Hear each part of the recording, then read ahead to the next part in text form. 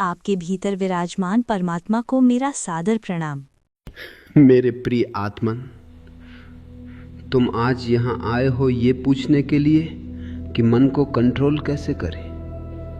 क्या तुम्हें पता है कि ये सवाल ही कितना बेवकूफ़ी भरा है। मन को कंट्रोल करना जैसे तुम कोई सर्कस के मैनेजर हो और मन कोई बूढ़ा शेर है जिसे तुम कोड़े मारकर पिंजरे में बंद करना चाहते हो। और मजे की बात तो देखो, कंट्रोल करने की कोशिश भी कौन कर रहा है? वो भी तुम्हारा मन ही है। ये तो ऐसा ही है जैसे एक पागल अपने ही जूतों के फीते पकड़कर खुद को ऊपर उठाने की कोशिश कर रहा हो। तुम कभी खुद को ऊपर नहीं उठा पाओगे, तुम सिर्फ गिरोगे और लोग तुम पर हंसेंगे। तुम चाहते हो एक नियमावली, एक टाइम टेबल, सुबह 5 बजे उठना, फिर ठंडे पानी से नहाना, फिर योग करना, फिर प्रार्थना करना। और ये सब तुम इसलिए करना चाहते हो ताकि तुम्हारा मन तुम्हारे काबू में रहे। अरे अगर तुम ये सब कर भी लो तो तुम सिर्फ एक अनुशासित गधे बन जाओगे, मनुष्य नहीं। अनुशासन तो मुर्दों के लिए होता है।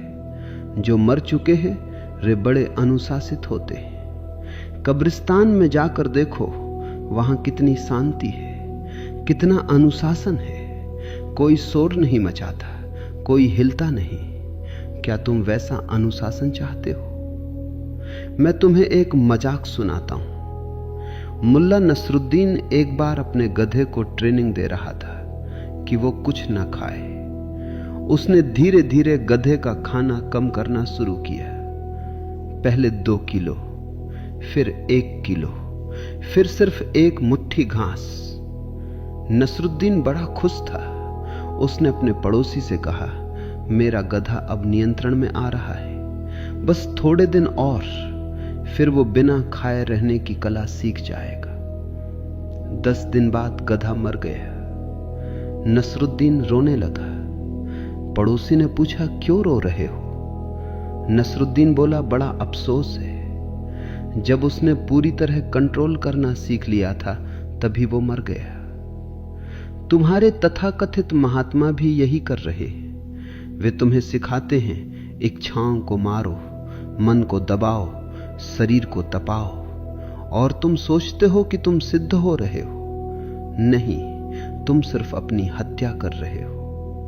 मन को कंट्रोल करने की जरूरत नहीं है, मन को समझने की जरूरत है। अंडरस्टैंडिंग ही मुक्ति है। जब तुम किसी चीज को समझ लेते हो तो वो तुम्हें परेशान करना बंद कर देती है। जैसे ही तुम अंधेरे कमरे में दिया जलाते हो, अंधेरा कंट्रोल नहीं होता, वो विदा हो जाता है।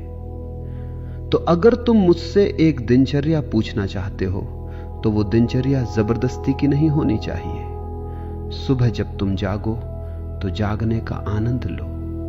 सिर्फ आंखें मत खोलो, अपने भीतर की चेतना को भी थोड़ा झकझोरो। एकदम से बिस्तर से मत कूदो जैसे कोई अलार्म बज गया हो और तुम किसी फैक्ट्री के मजदूर हो। थोड़े गुनगुनाओ, थोड़े हाथ पैर फैलाओ, अस्तित्व को महसूस करो, पक्षियों का कलरव सुनो। क्या तुमने कभी किसी चिड़िया को देखा है जो सुबह 5 बजे का अलार्म लगाकर सोती हो?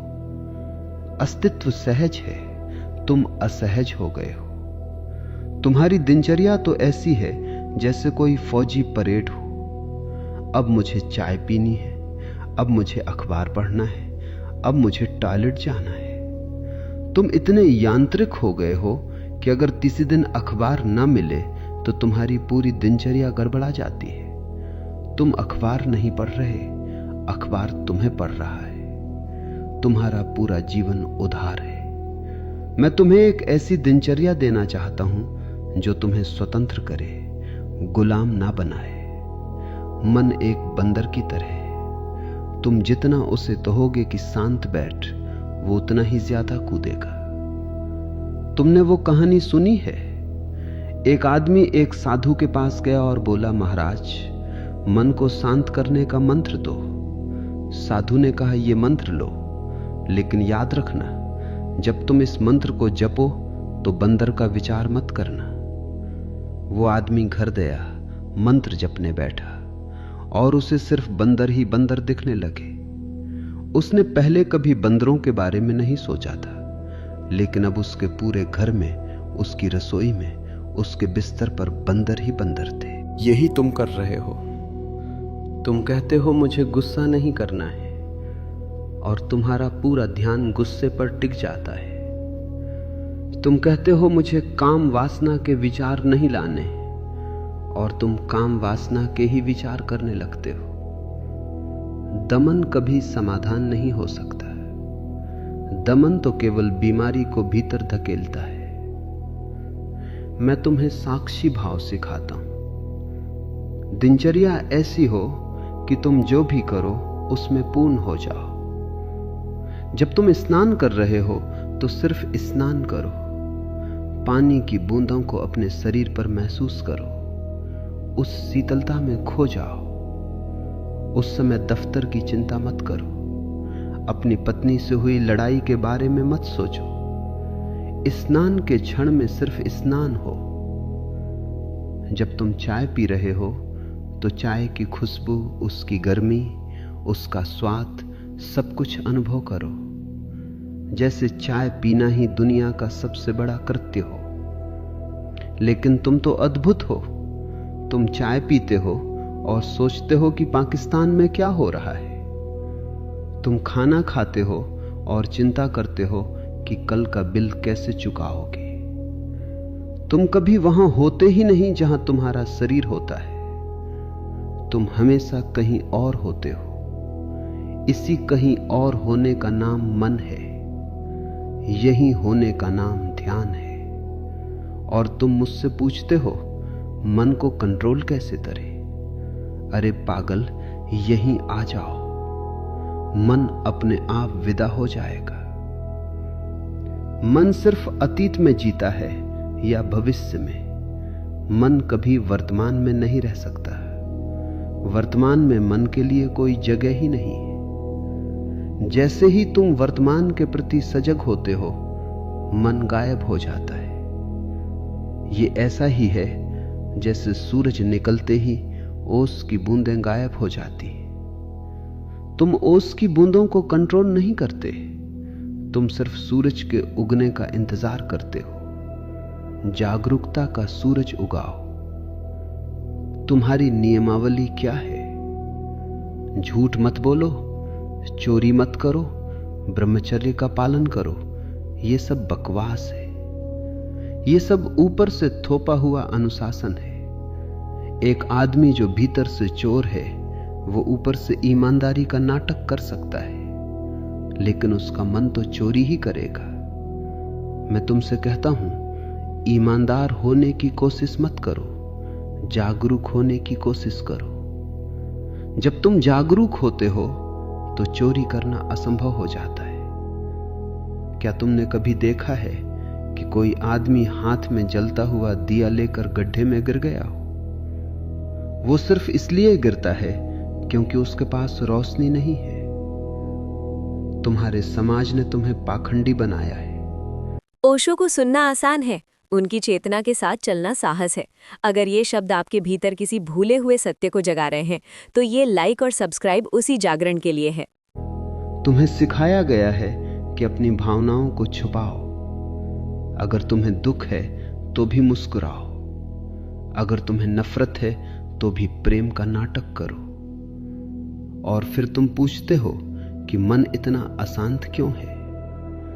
अशांत इसलिए है क्योंकि तुम खंडों में बट गए हो। तुम्हारा एक हिस्सा कुछ कहता है, दूसरा हिस्सा कुछ और। तुम एक फटे हुए कपड़े की तरह हो।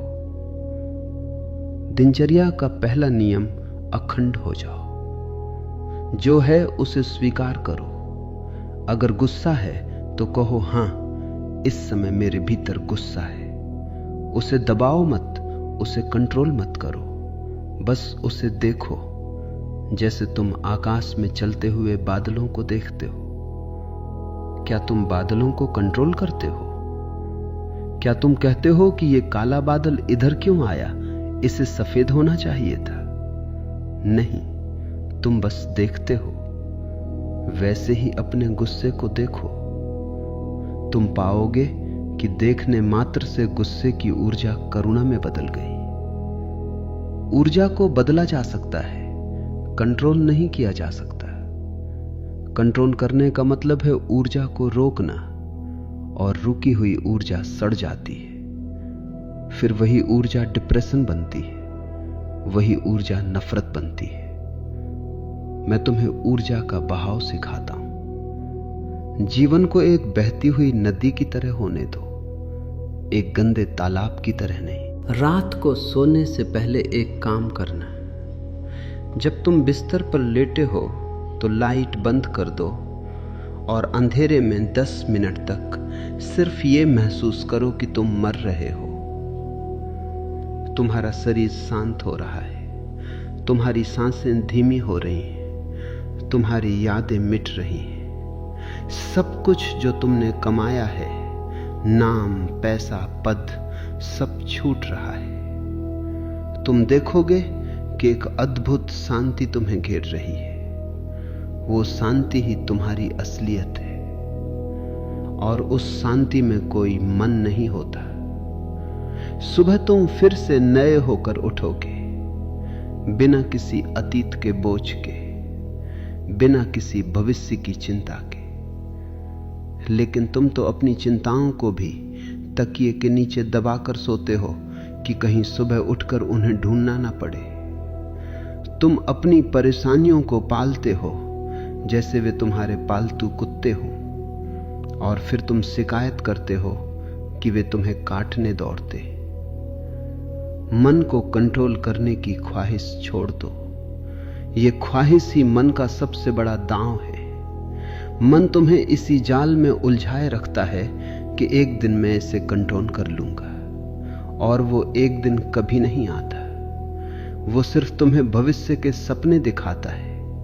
अभी, इसी वक्त, इसी क्षण ये मान दो कि मन एक सपना है, और सपने को कंट्रोल नहीं किया जाता, सपने से जागा जाता है। तुम जिसे दिनचर्या कहते हो वो तुम्हारी मूर्छा का विस्तार है। तुम सुबह से रात तक वही बातें दोहराते हो, वही शिकायतें करते हो, वही नफरतें पालते हो। तुम एक ही फिल्म को बार बार देख रहे हो और सोच रहे हो कि क्लाइमैक्स बदल जाएगा। नहीं बदलेगा। क्लाइमैक्स तब बदलता है जब तुम प्रोजेक्टर ही बंद कर देते हो। ध्यान प्रोजेक्टर को बंद करने की कला है। लोग मुझसे पूछते हैं, ओशो, क्या हमें काम छोड़ देना चाहिए? क्या हमें संन्यास लेकर पहाड़ों पर चले जाना चाहिए? पहाड़ों पर जाकर क्या करोगे? वहां भी तुम्हारा मन तुम्हारे साथ होगा। वहां भी तुम बैठकर वही सोचोगे जो यहां सोच रहे हो। मन कोई जगह नहीं है, मन एक तरीका है। संन्यास का मतलब है जहां हो वहीं जाग जाओ। दुकान पर बैठे रहो, लेकिन दुकान को अपने भीतर मत आने दो। तुम्हारी हालत तो यह है कि तुम मंदिर में भी जूते चुराने की सोचते हो, और तुम सोचते हो कि तुम धार्मिक हो। तुम्हारी धार्मिकता सिर्फ एक सुरक्षा है, एक इंश्योरेंस पॉलिसी है। तुम सोचते हो कि अगर ईश्वर को मान लेंगे तो बुढ़ापे में काम आएगा। ईश्वर कोई बुढ़ापे की लाठी नहीं है। ईश्वर तो एक ज्वार है जो तुम्हें अभी मिटा देगा, और तुम मिटना नहीं चाहते, तुम तो कंट्रोल करना चाहते हो। तो मेरी नियमावली सुनो। पहला नियम, कोई नियम नहीं है। सहज बनो। अगर तुम्हें नींद आ रही है तो सो जाओ। अगर तुम्हें नाचने का मन है तो नाचो। अपने अस्तित्व पर किसी और का अनुशासन मत थोपो। जब तुम सहज होते हो तो तुम परमात्मा के करीब होते हो। बुद्ध ने इसी को सील कहा है। सील का मतलब है अपनी सहजता में ठहर जाना। लेकिन सहज होना सबसे मुश्किल काम है, क्योंकि तुम इतने आर्टिफिशियल हो गए हो कि सहज होने के लिए भी तुम्हें ट्रेनिंग की जरूरत पड़ती है। लोग हाउ टू बी सिंपल की किताबें पढ़ रहे हैं। सादगी भी एक उपलब्धि बन गई है। सादगी कोई उपलब्धि नहीं है। सादगी तो महज कॉम्प्लिकेशंस को छोड़ देना है। अपनी दिनचर्या में थोड़े मौन को जगह दो।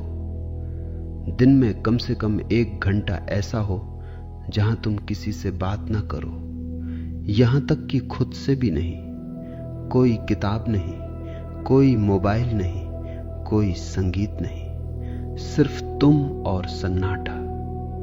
शुरू में तुम्हें लगेगा कि तुम पागल हो रहे हो। हजारों विचार तुम्हारे सिर पर चढ़ बैठेंगे, लेकिन घबराना मत। वे विचार वैसे ही हैं जैसे धूल भरी सड़क पर जब कोई गाड़ी गुजरती है तो धूल उड़ती है। तुम बस सड़क के किनारे बैठ जाओ, धूल अपने आप जम जाएगी। लेकिन तुम क्या करते हो? तुम उस धूल को झाड़ू लेके साफ करने लगते हो। इससे धूल और ज्यादा उड़ती है।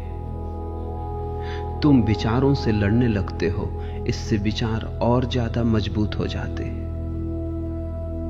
लड़ो मत, डोंट फाइट। मन से लड़ना ही मन को भोजन देना है। मन के प्रति उदासीन हो जाओ। एक राजा था, उसने घोषणा दी कि जो भी मेरे मन को वश में कर लेगा उसे आधा राज्य दूंगा। बड़े बड़े पंडित आए, बड़े बड़े योगी आए। किसी ने कहा नाक पकड़ के बैठो, किसी ने कहा उल्टे लटक जाओ। राजा ने सब किया, पर मन वैसा ही अशांत रहा। फिर एक फकीर आया, उसने कहा राजन, अपने मन को बाहर निकालो, मैं उसे अभी ठीक कर देता हूं। राजा बोला मन को बाहर कैसे निकालूं, वो तो भीतर है। फकीर हंसा और बोला अगर वो भीतर है तो उसे भीतर ही रहने दो, तुम्हें क्या परेशानी है, तुम बाहर आ जाओ। ये सबसे बड़ा राज है। मन के बाहर आ जाओ, मन को रहने दो जहां वो है। तुम उसके मालिक मत बनो, तुम उसके साक्षी बनो। जब तुम साक्षी बनते हो तो तुम मन के बाहर होते हो। साक्षी भाव ही वो पुल है जो तुम्हें संसार से सत्य की ओर ले जाता है। तुम्हारी दिनचर्या में प्रार्थना का मतलब क्या है? तुम हाथ जोड़कर खड़े हो जाते हो और अपनी डिमांड्स की लिस्ट पढ़ने लगते हो। हे भगवान, मेरा प्रमोशन कर दे, मेरे बेटे की नौकरी लगवा दे, मेरे पड़ोसी का घर गिरवा दे। ये प्रार्थना नहीं है, ये तो बार्गेनिंग है। तुम भगवान को भी रिश्वत देना चाहते हो। सच्ची प्रार्थना का मतलब है खामोश हो जाना। परमात्मा से कुछ मत मांगो, उसे सिर्फ सुनो। वो हवाओं में बोल रहा है, वो बारिश की बूंदों में बोल रहा है, वो तुम्हारी हर धड़कन में बोल रहा है। लेकिन तुम्हारी अपनी बकबक इतनी ज्यादा है कि तुम उसे सुन ही नहीं पाते। प्रार्थना का मतलब है अपनी बकबक बंद करना। मन एक शोर है, परमात्मा एक संगीत है। संगीत को सुनने के लिए शोर का शांत होना जरूरी है, और शोर शांत तब होता है जब तुम उसे कंट्रोल करना छोड़ देते हो। कंट्रोल करना भी तो एक शोर ही है। तुम चिल्ला रहे हो चुप हो जाओ, चुप हो जाओ, तुम खुद ही शोर मचा रहे हो। मैं तुम्हें एक अराजक अनुशासन देना चाहता हूं। ऐसा अनुशासन जो बाहर से नहीं आता, जो भीतर के बोध से आता है। जब तुम जागते हो तो तुम अपने आप सही काम करते हो। तुम्हें किसी नियम की जरूरत नहीं होती। क्या तुम्हें किसी नियम की जरूरत है कि अपनी आंख में उंगली मत डालो? नहीं, क्योंकि तुम्हें दिख रहा है। जिसे नहीं दिख रहा उसे नियमों की जरूरत पड़ती है। अंधे लोगों को लाठी की जरूरत होती है। जिनके पास आंखें हैं वे लाठी का क्या करेंगे? अपनी आंखों को होश से मांझो। दिनचर्या को एक होशपूर्ण प्रयोग बनाओ। जब तुम दफ्तर जा रहे हो तो महसूस करो कि तुम कार चला रहे हो, और साथ ही यह भी देखो कि तुम्हारा मन कहां भाग रहा है। जैसे ही तुम पकड़ लो कि मन भागा, वैसे ही वापस आ जाओ, बिना किसी निंदा के, बिना किसी निर्णय के, बस वापस आ जाओ। ये वापस आना ही साधना है। मन 1000 बार भागेगा, तुम 1000 बार वापस आ जाओ। धीरे धीरे भागने की आदत कम हो जाएगी और ठहरने की आदत बढ़ जाएगी। और एक दिन ऐसा आएगा जब तुम देखोगे कि मन कहीं नहीं भाग रहा, वो तुम्हारे चरणों में शांत पड़ा है। तब तुम्हें उसे कंट्रोल करने की जरूरत नहीं होगी, तब तुम उसके स्वामी होगे। लेकिन तुम तो स्वामी बनना ही नहीं चाहते, तुम तो सिर्फ मैनेजर बनना चाहते हो। तुम चाहते हो कि मन तुम्हारी मर्जी से चले ताकि तुम और ज्यादा संसार इकट्ठा कर सको। तुम मन को इसलिए कंट्रोल करना चाहते हो ताकि तुम और ज्यादा पागलपन कर सको। मैं तुम्हें मन से आजाद करना चाहता हूं ताकि तुम परमात्मा हो सको। परमात्मा होने का मतलब क्या है? इसका मतलब है पूरी तरह मिट जाना।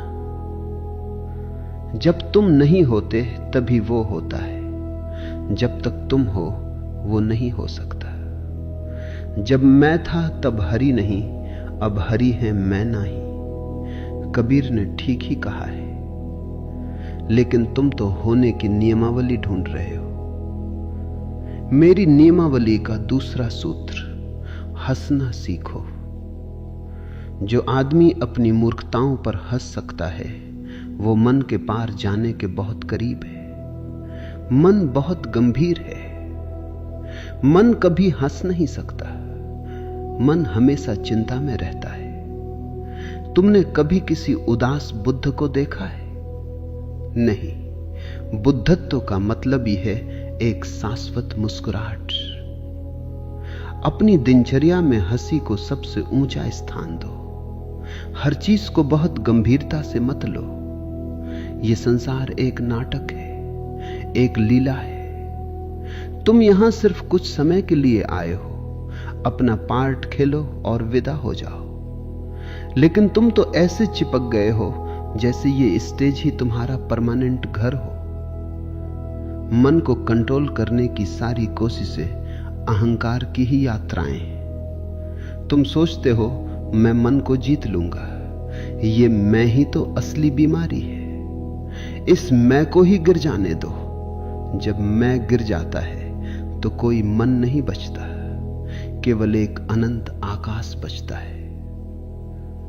तुम अभी भी मेरी बातें सुन रहे हो, बहुत गौर से सुन रहे हो। ये अच्छा है, लेकिन सुनना ही काफी नहीं है। सुनने को अनुभव में बदलो। अभी इसी क्षण जहां तुम बैठे हो, अपने शरीर को ढीला छोड़ दो। कोई तनाव नहीं, कोई कोशिश नहीं, बस होने का आनंद लो। लोग कहते हैं समय बहुत कम है, हमें बहुत कुछ करना है। मैं तुमसे कहता हूं समय है ही नहीं। समय सिर्फ मन का एक भ्रम है। तुम हमेशा अभी में हो और अभी में कोई दिनचर्या नहीं होती। अभी में सिर्फ अस्तित्व होता है। तुम्हारी दिनचर्या तो तुम्हें एक मशीन बना रही है। तुम हर काम घड़ी देखकर करते हो। अरे 9 बज गए, अब मुझे ऑफिस पहुंचना है। अरे 2 बज गए, अब लंच का टाइम है। तुम घड़ी के गुलाम हो गए हो। घड़ी समय नहीं बताती, घड़ी तुम्हारी गुलामी बताती है। मैं ये नहीं कह रहा कि तुम ऑफिस मत जाओ या काम मत करो। मैं कह रहा हूं कि काम के बीच में भी अकाम को खोजो। Still point in the turning wheel. बाहर सब कुछ घूम रहा हो पर भीतर तुम अचल रहो। यही असली नियमावली है। दिनचर्या का मतलब है अपने जीवन को एक लय देना। जैसे सांस अंदर आती है और बाहर जाती है, ये एक लय है। तुम इस लय को तोड़ देते हो अपनी चिंताओं से। तुम सांस लेना भी भूल जाते हो जब तुम तनाव में होते हो। अपनी सांस के प्रति सजग हो जाओ। सांस ही वो पुल है जो शरीर और आत्मा को जोड़ता है। जब तुम्हारा मन अशांत हो तो सिर्फ अपनी सांस को देखो। तुम देखोगे कि सांस के शांत होते ही मन भी शांत हो गया। सांस को कंट्रोल मत करो, सिर्फ उसे देखो। तुम मुझसे 2 घंटे की स्क्रिप्ट चाहते थे, लेकिन मैं तुमसे कहता हूं कि अगर तुम एक पल के लिए भी चुप हो जाओ तो तुम्हें वो मिल जाएगा जो हजारों सालों के प्रवचनों से नहीं मिला।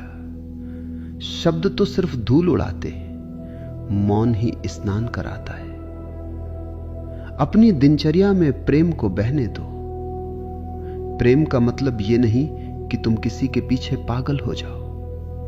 प्रेम का मतलब है अस्तित्व के प्रति एक अहोभाव। जब तुम सुबह फूल को देखो तो तुम्हारा हृदय भर आए। जब तुम रात को तारों को देखो तो तुम विस्मय से भर जाओ। ये विस्मय ही तुम्हें मन के पार ले जाएगा। लेकिन तुम तो तारों को देखते हो और सोचने लगते हो कि मेरी राशि का ग्रह कौन सा है। तुम तारों का भी उपयोग करना चाहते हो। तुम इतने ज्यादा यूटिलिटेरियन हो गए हो कि तुम बिना किसी मतलब के कुछ नहीं कर सकते। और ध्यान सबसे बेमतलब चीज है। ध्यान का कोई उपयोग नहीं है। तुम ध्यान से पैसा नहीं कमा सकते। तुम ध्यान से चुनाव नहीं जीत सकते। ध्यान का सिर्फ एक ही परिणाम है, तुम मिट जाओगे। और तुम मिटना नहीं चाहते, तुम तो और ज्यादा मजबूत होना चाहते हो। मन को कंट्रोल करने की दिनचर्या उन लोगों के लिए है जो खुद को मजबूत करना चाहते हैं। मैं उन लोगों के लिए हूं जो खुद को खोना चाहते हैं। I am for those who want to lose themselves, क्योंकि जो खुद को खो देता है वही परमात्मा को पाता है। तो जाओ और आज से एक नई यात्रा शुरू करो। कोई डायरी मत बनाना, कोई नियम मत लिखना, सिर्फ एक बात याद रखना, होश में रहना। जब तुम चल रहे हो तो होश में रहो। जब तुम बोल रहे हो तो होश में रहो। जब तुम चुप हो तो होश में रहो। यही एकमात्र नियमावली है। और इसके लिए तुम्हें किसी गुरु की, किसी मंदिर की, किसी शास्त्र की जरूरत नहीं। तुम्हारी अपनी चेतना ही तुम्हारी गुरु है। मैं बोलता रहूंगा, तुम सुनते रहोगे। ये खेल चलता रहेगा, लेकिन असली बात तब होगी जब तुम सुनना बंद कर दोगे और होना शुरू कर दोगे। मन एक जंगल है और तुम उसमें खो गए हो। तुम एक नक्शा मांग रहे हो। मैं तुमसे कहता हूं, नक्शा छोड़ो, जंगल से बाहर आ जाओ। बाहर ही रोशनी है, भीतर तो सिर्फ उलझन है। अपनी दिनचर्या को एक गीत बनाओ। ऐसा गीत जिसमें कोई शब्द न हो, ऐसा संगीत जिसमें कोई शोर न हो। जब तुम्हारा जीवन एक संगीत बन जाता है तो मन खुद ब खुद उस संगीत में लीन हो जाता है। तब तुम्हें उसे डंडा लेकर हाँकने की जरूरत नहीं पड़ती। लोग मेरे पास आते हैं और कहते हैं, ओशो, हमारे मन में बहुत गंदे विचार आते हैं। मैं उनसे कहता हूं, आने दो। गंदे विचार भी अस्तित्व का हिस्सा हैं। तुम उन्हें गंदा क्यों कह रहे हो? क्योंकि तुम्हें सिखाया गया है कि वे गंदे हैं। अस्तित्व में कुछ भी गंदा नहीं है। जो है वो है। जब तुम जज करना छोड़ देते हो तो मन की शक्ति खत्म हो जाती है। मन जजमेंट पर ही पलता है। जैसे ही तुम कहते हो ये बुरा है, मन मजबूत हो जाता है। जैसे ही तुम कहते हो ये अच्छा है, मन और मजबूत हो जाता है। तटस्थ हो जाओ। तटस्थता ही वो कीमिया है जो मन के लोहे को आत्मा के सोने में बदल देती है। तुम अभी भी चाहते हो कि मैं रुकूं नहीं। तुम्हें शब्दों का नशा चढ़ गया है, लेकिन याद रहे, ये नशा भी मन का ही एक खेल है। तुम प्रवचन सुन रहे हो ताकि तुम्हें कुछ करना ना पड़े। तुम सोच रहे हो कि सुनने मात्र से तुम बदल जाओगे, सुनने से कोई नहीं बदलता, होने से बदलाव आता है। मेरी बातें सिर्फ एक इशारा है, उन पर रुक मत जाना, इशारे को पकड़कर मत बैठ जाना। अंगुली को छोड़ो और चांद को देखो, और चांद तुम्हारे भीतर है। वो तुम्हारी हर सांस में चमक रहा है, सिर्फ तुम अपनी दलीलों के बादलों में छिपे हो। दिनचर्या का मतलब है अपनी ऊर्जा को एक दिशा देना, लेकिन वो दिशा बाहर की तरफ नहीं, भीतर की तरफ होनी चाहिए। बाहर तुम बहुत दौड़ चुके, अब थोड़ा भीतर लौटो। भीतर लौटने के लिए किसी गाड़ी की, किसी हवाई जहाज की जरूरत नहीं है, सिर्फ मौन की जरूरत है। लेकिन तुम तो भीतर भी रेडियो लेके जाना चाहते हो। तुम चाहते हो कि वहां भी कोई तुम्हें एंटरटेन करे। मैं यहां तुम्हें एंटरटेन करने के लिए नहीं हूं, मैं तुम्हें बोर करने के लिए हूं, ताकि तुम मुझसे थक जाओ और खुद की तलाश शुरू कर दो। अपनी दिनचर्या में अकर्म के लिए जगह छोड़ो। जब तुम कुछ नहीं कर रहे होते, तभी परमात्मा तुम्हारे भीतर उतरता है। जब तुम बहुत कुछ कर रहे होते हो, तो परमात्मा को रास्ता ही नहीं मिलता। तुम इतने भरे हुए हो कि वहां जगह ही नहीं है। खाली हो जाओ, शून्य हो जाओ, और तुम देखोगे कि जिससे तुम कंट्रोल करना चाहते थे, वो तो तुम्हारा सबसे बड़ा मित्र बन गया। मन जब मालिक होता है तो वो एक बहुत बुरा मालिक है। मन जब नौकर होता है तो वो एक बहुत अच्छा नौकर है। उसे उसकी जगह दिखा दो, और उसे उसकी जगह दिखाने का एक ही तरीका है, जाग जाना। तुम अभी भी सुन रहे हो, बहुत खूब। तुम्हारी प्यास गहरी है, और ये प्यास ही तुम्हें उस घाट तक ले जाएगी जहां से तुम उस पार जा सकोगे। डरो मत, जीवन एक खेल है, इसे खेल की तरह ही लो। बहुत गंभीर मत बनो, गंभीरता बीमारी है, हंसी स्वास्थ्य है। जाओ और आज की रात उस शून्य का अनुभव करो। अपने मन को विदा कर दो, कहो उससे, तुम बहुत चले, अब थोड़ा विश्राम करो। अब मुझे अपने असली घर में लौटने दो। क्या तुम अभी भी और सुनना चाहते हो, या तुम तैयार हो उस मौन के लिए जो शब्दों के पार है?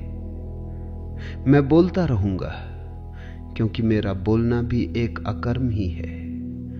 मैं नहीं बोल रहा, अस्तित्व मेरे माध्यम से बोल रहा है, और अस्तित्व कभी थकता नहीं। तुम्हारी दिनचर्या में साक्षी को हर कृत्य में शामिल करो। जब तुम ब्रश कर रहे हो तो देखो, जब तुम सड़क पार कर रहे हो तो देखो, जब तुम किसी से बात कर रहे हो तो देखो कि कौन बोल रहा है। तुम देखोगे कि तुम सिर्फ एक माध्यम हो, कर्ता तो कोई और है। जब कर्ता विदा हो जाता है तो सारा कंट्रोल भी विदा हो जाता है। तब तुम सिर्फ एक बांसुरी बन जाते हो, और परमात्मा तुम्हारे माध्यम से अपना गीत गाता है। फिर तुम्हें किसी नियमावली की जरूरत नहीं होगी, क्योंकि अब तुम स्वयं नियम हो, अब तुम स्वयं धर्म हो। तुम्हें मजा आ रहा है ना? जैसे कोई फिल्म चल रही हो। तुम आराम से बैठे हो और सुन रहे हो कि मन को कंट्रोल कैसे करें। यह भी मन की एक बड़ी प्यारी चाल है। वो तुम्हें सुनने में उलझा देता है ताकि तुम्हें करना ना पड़े। तुम सोच रहे हो कि ओशो बोल रहे, कितनी अच्छी बातें कह रहे, बस सुनकर ही कल्याण हो जाएगा। अरे सुनने से सिर्फ तुम्हारी याददाश्त बढ़ेगी, तुम्हारी चेतना नहीं। तुम थोड़े और ज्यादा ज्ञानी हो जाओगे, और ज्ञानी होना सबसे बड़ा पागलपन है। दुनिया में अज्ञानियों का तो इलाज हो सकता है, लेकिन ज्ञानियों का कोई इलाज नहीं है, क्योंकि वे अपनी बीमारी को ही अपना स्वास्थ्य समझने लगते हैं। तुम मुझसे पूछ रहे हो एकीकृत दिनचर्या। क्या तुमने कभी गौर किया तुम्हारी पूरी जिंदगी खंडों में बटी हुई है। तुम मंदिर में कुछ और हो, दफ्तर में कुछ और अपनी पत्नी के सामने कुछ और। तुम एक फटे हुए नक्शे की तरह हो जिसे जोड़ने की कोशिश की जा रही है।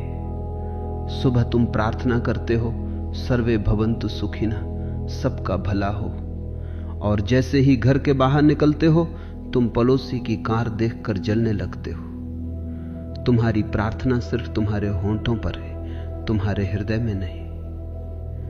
ये जो खंड खंड होना है यही अशांति का कारण है। मैं तुम्हें कोई ऐसी दिनचर्या नहीं देना चाहता जो तुम्हें और ज्यादा खंडों में बांट दे। मैं तुम्हें समग्रता सिखाना चाहता हूं। एक बार एक फकीर के पास एक आदमी गया। उसने कहा, महाराज मुझे ऐसी दिनचर्या बताएं कि मेरा मन हमेशा शांत रहे।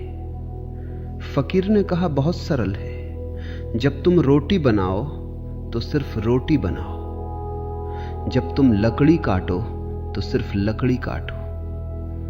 वो आदमी बोला, ये तो मैं हमेशा से करता हूं। फकीर हंसा और बोला, नहीं, तुम ऐसा नहीं करते। जब तुम लकड़ी काटते हो तो तुम राजा बनने के सपने देखते हो। जब तुम रोटी बनाते हो तो तुम कल की चिंता करते हो। तुम जहां होते हो वहां कभी होते ही नहीं। यही वो सूत्र है जिसे तुम्हें अपनी दिनचर्या में उतारना है। जो भी करो उसे पूर्णता के साथ करो। अगर तुम सिर्फ चाय ही पी रहे हो तो उस पल में पूरी कायनात सिर्फ उस चाय की प्याली में सिमट जानी चाहिए। लेकिन तुम्हारे तथाकथित हेल्थ गुरु तुम्हें क्या सिखाते? सुबह उठकर कड़वा जूस पियो, फिर योगासन करो, फिर पसीना बहाओ। तुम अपने शरीर के साथ ऐसा व्यवहार करते हो जैसे वो तुम्हारा दुश्मन हो। तुम उसे ट्रेनिंग दे रहे हो जैसे किसी सर्कस के जानवर को। मैं तुमसे कहता हूं, अपने शरीर से प्रेम करो, वो परमात्मा का मंदिर है।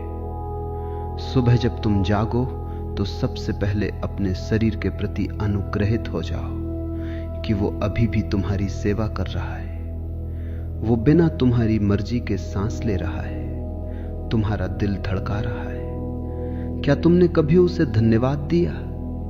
नहीं, तुम तो सिर्फ उसे आईने में देखते हो और सोचते हो कि बाल कम हो रहे हैं या झुर्रियां बढ़ रही हैं। तुम शरीर के साथ मालिक की तरह पेश आते हो, मित्र की तरह नहीं। असली नियमावली यह है कि तुम अपनी इंद्रियों को वापस जगाओ। तुम देख रहे हो पर तुम्हें दिखाई नहीं दे रहा। तुम सुन रहे हो पर तुम्हें सुनाई नहीं दे रहा। जब तुम सुबह घर से निकलो तो घास की हरियाली को ऐसे देखो जैसे तुम पहली बार देख रहे हो। फूलों की सुगंध को अपने भीतर तक जाने दो। हवा का स्पर्श महसूस करो। ये जो जीवंतता है यही तुम्हें मन के पार ले जाएगी। मन हमेशा मरे हुए शब्दों में जीता है। अस्तित्व हमेशा ताजा अनुभवों में जीता है। तुम अपने मन की फाइलों को बंद करो और अस्तित्व की खुली किताब को पढ़ना शुरू करो। लोग मुझसे कहते हैं, ओशो, जब हम ध्यान करने बैठते हैं तो हमें नींद आने लगती है। ये तो बहुत अच्छा है। इसका मतलब है कि तुम कम से कम रिलैक्स तो हो रहे हो। तुम्हारे गुरुओं ने तुम्हें सिखाया है कि ध्यान का मतलब है अकड़ कर बैठना, अपनी रीढ़ की हड्डी को डंडा बना लेना, और तुम बैठ जाते हो बुद्ध की तरह मूर्ति बनकर, लेकिन भीतर तुम किसी को गालियां दे रहे होते हो। यह ध्यान नहीं है, यह तो आत्म उत्पीड़न है। मैं तुमसे कहता हूं, ध्यान का मतलब है परम विश्राम। जब तुम इतने रिलैक्स हो जाते हो कि तुम्हारे और परमात्मा के बीच कोई तनाव नहीं बचता, तभी संगीत पैदा होता है। मुल्ला नसरुद्दीन एक बार अपने घर में कुछ ढूंढ रहा था। पड़ोसियों ने पूछा, क्या खो गया? उसने कहा, घर की चाबी खो गई है। सब लोग सड़क पर ढूंढने लगे। काफी देर हो गई, चाबी नहीं मिली। एक ने पूछा, नसरुद्दीन, चाबी गिरी कहाँ थी? नसरुद्दीन बोला, चाबी तो घर के भीतर अंधेरे में गिरी थी। पड़ोसी चिल्लाया, तो पागल आदमी बाहर रोशनी में क्यों ढूंढ रहा है? नसरुद्दीन ने बड़ी मासूमियत से कहा, क्योंकि यहां रोशनी ज्यादा है, अंधेरे में कौन ढूंढेगा? यही तुम्हारी हालत है। तुम शांति बाहर ढूंढ रहे हो, क्योंकि वहां मनोरंजन ज्यादा है, वहां दिखावा ज्यादा है, जबकि शांति तुम्हारे भीतर के उस अंधेरे कोने में है जहां तुम कभी झांकना नहीं चाहते। अपनी दिनचर्या में अकर्म को जगह दो। तुम दिन भर कुछ न कुछ करने में लगे रहते हो। यहां तक कि जब तुम छुट्टी पर जाते हो तब भी तुम इतने बिजी रहते हो कि वापस आकर तुम्हें आराम की जरूरत पड़ती है। तुम करने के नशे में हो। मैं तुम्हें होने का स्वाद चखाना चाहता हूं। दिन में कई बार बस अचानक रुक जाओ, जहां हो वहीं जम जाओ। अगर तुम हाथ हिला रहे थे तो उसे वहीं रोक लो और देखो उस पल में क्या घटता है। तुम देखोगे कि जैसे ही शरीर रुकता है, मन भी ठिठक जाता है। उस ठिठकने के क्षण में ही तुम्हें अपनी असलियत की झलक मिलेगी। मन को कंट्रोल करने के लिए नियमावली की नहीं, नृत्य की जरूरत है। अपने जीवन को एक उत्सव बनाओ। जब तुम दफ्तर में काम कर रहे हो तो उसे बोझ मत समझो, उसे अपनी रचनात्मकता का हिस्सा बनाओ। चाहे तुम एक छोटा सा पत्र ही क्यों न लिख रहे हो, उसे इतनी कलात्मकता से लिखो जैसे तुम कोई कविता लिख रहे हो। जब काम कला बन जाता है तो वो ध्यान बन जाता है, और ध्यान में कोई मन नहीं होता, मन सिर्फ मजदूरी में होता है। जहां तुम मजबूरी में काम कर रहे हो वहां मन तुम्हें परेशान करेगा। जहां तुम मजे में काम कर रहे हो वहां मन लीन हो जाएगा। तुम्हारी दिनचर्या में नैतिकता का बड़ा पाखंड है। तुम सोचते हो कि अगर तुम अच्छे नियम पालोगे तो तुम सीधे स्वर्ग जाओगे। स्वर्ग कोई जगह नहीं है जहां तुम्हें वीआईपी ट्रीटमेंट मिलेगा। स्वर्ग तुम्हारी भीतर की खुशबू है, और वो खुशबू नियमों से नहीं आती, वो खुशबू प्रेम से आती है। अपनी दिनचर्या में प्रेम को बहने दो। प्रेम का मतलब सिर्फ स्त्री पुरुष का संबंध नहीं है। प्रेम का मतलब है अस्तित्व के साथ एक दोस्ती। जब तुम भोजन करो तो उस अन्न के प्रति प्रेम महसूस करो। जब तुम किसी अजनबी से मिलो तो उसकी आंखों में परमात्मा को देखो। लेकिन तुम तो अद्भुत हो। तुम लोगों से मिलते हो और सोचते हो कि इससे मेरा क्या फायदा होगा। तुम फूलों को देखते हो और सोचते हो कि इन्हें तोड़कर अपने गुलदस्ते में रख लो। तुम कब्जा करना चाहते हो, और जिस पर तुम कब्जा करते हो उसे तुम मार देते हो। तुम मन पर कब्जा करना चाहते हो, इसलिए मन विद्रोही हो गया है। मन को स्वतंत्र छोड़ दो। उसे कहो, तुझे जहां जाना है जा, मैं तो बस तुझे देखूंगा। तुम देखोगे कि जैसे ही तुम कब्जा छोड़ते हो, मन तुम्हारे पीछे पीछे एक पालतू कुत्ते की तरह आने लगता है। नियमावली का एक और सूत्र, अपनी मूर्खता को स्वीकार करो। तुम हमेशा बुद्धिमान दिखने की कोशिश करते हो। तुम हमेशा गंभीर बने रहते हो। गंभीरता अहंकार की खाद है। जितना तुम गंभीर होगे, तुम्हारा अहंकार उतना ही मजबूत होगा। थोड़ा हंसो, अपनी ही दलीलों पर हंसो। जब तुम हंसते हो तो तुम अचानक मन के पार चले जाते हो। हंसी सबसे बड़ी ध्यान विधि है। रात को सोते समय अपनी अस्मिता को विदा कर दो। जब तुम आंखें बंद करो तो महसूस करो कि तुम सिर्फ एक मिट्टी का पुतला हो। तुम्हारे विचार, तुम्हारी यादें, तुम्हारे दुख, वे सब धुएं की तरह उड़ रहे हैं। तुम सिर्फ एक खाली आकाश हो, और उस खालीपन में सो जाओ। तुम देखोगे कि तुम्हारी नींद एक समाधि बन जाएगी, और सुबह जब तुम उठोगे तो तुम वही पुराने आदमी नहीं होगे जो रात को सोया था। तुम बिल्कुल ताजा, बिल्कुल नए, बिल्कुल कुंवारे होकर उठोगे। तुम अभी भी सुन रहे हो, तुम्हें अभी भी और चाहिए। यह अच्छा है, तुम्हारी हिम्मत बढ़ रही है। लेकिन याद रखना, मेरा बोलना तुम्हें सिर्फ इशारे दे रहा है। तुम इशारों को पकड़कर मत बैठ जाना। तुम दलीलों को दिनचर्या मत बना लेना। दिनचर्या वो है जो अभी घट रही है। इस समय जब तुम मेरी आवाज सुन रहे हो, क्या तुम पूरी तरह यहां हो, या तुम सोच रहे हो कि आगे ओशो क्या कहेंगे? अगर तुम सोच रहे हो तो तुम मुझे नहीं सुन रहे, तुम सिर्फ अपने ही मन की बकबक सुन रहे हो। एकीकृत दिनचर्या का मतलब है अतीत और भविष्य का विसर्जन। मन हमेशा कहीं और होता है, ध्यान हमेशा यहीं होता है। तुम यहीं होना सीख लो, फिर तुम्हें किसी और नियम की जरूरत नहीं पड़ेगी। जागरूकता ही एकमात्र नियम है, बोध ही एकमात्र अनुशासन है, बाकी सब तो महज सजावट है। जाओ और आज की रात बिना किसी मन के जियो, सिर्फ एक होश बनकर। ओशो को सुनना आसान है, उनकी चेतना के साथ चलना साहस है। अगर ये शब्द आपके भीतर किसी भूले हुए सत्य को जगा रहे हैं, तो ये लाइक और सब्सक्राइब उसी जागरण के लिए है। आपके भीतर विराजमान परमात्मा को मेरा सादर प्रणाम।